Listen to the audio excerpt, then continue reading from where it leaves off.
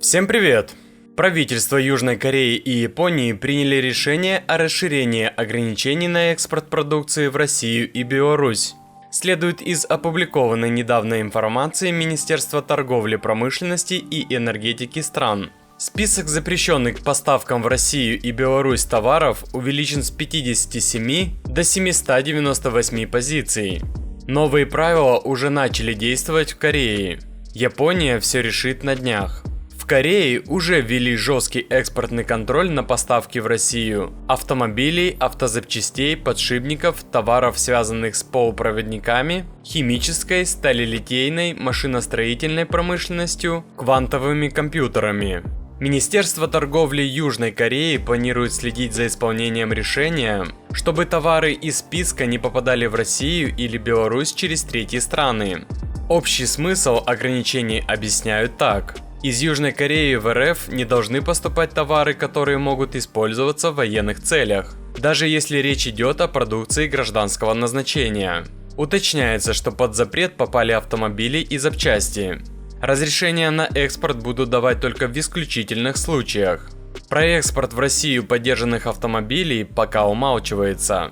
Если G7 примет решение о пересмотре санкций в отношении России и утвердит почти полное эмбарго на поставку всех товаров, Япония готова запретить продажу подержанных автомобилей.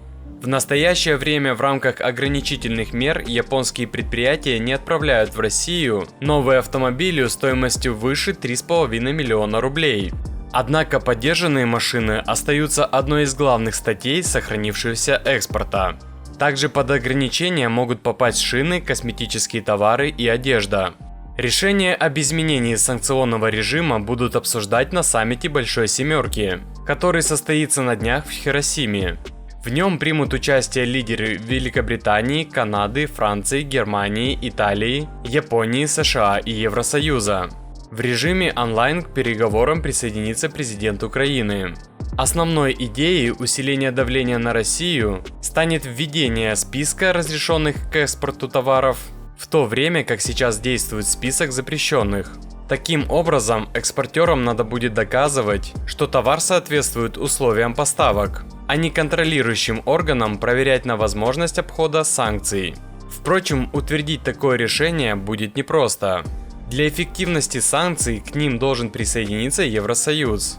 А значит, нужно согласие всех 27 стран объединения, многие из которых по-прежнему имеют собственные интересы в торговле с Россией. А что по поводу подержанных машин, то пока есть возможность привезти себе автомобиль из Японии и Кореи под заказ. Я предпочитаю доверять в этом вопросе компании Antares Auto.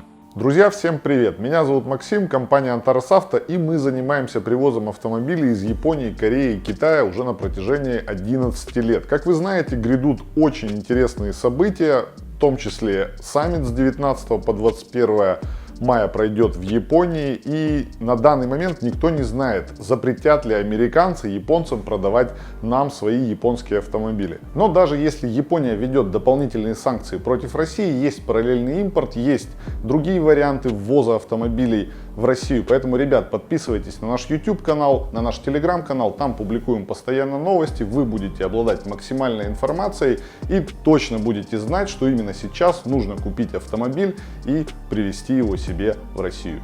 Все подробности вы можете найти на сайте и YouTube канале компании Antares Auto, где рассказывается про процесс и цены привоза машин из Японии, Кореи и Китая. Ссылки в описании.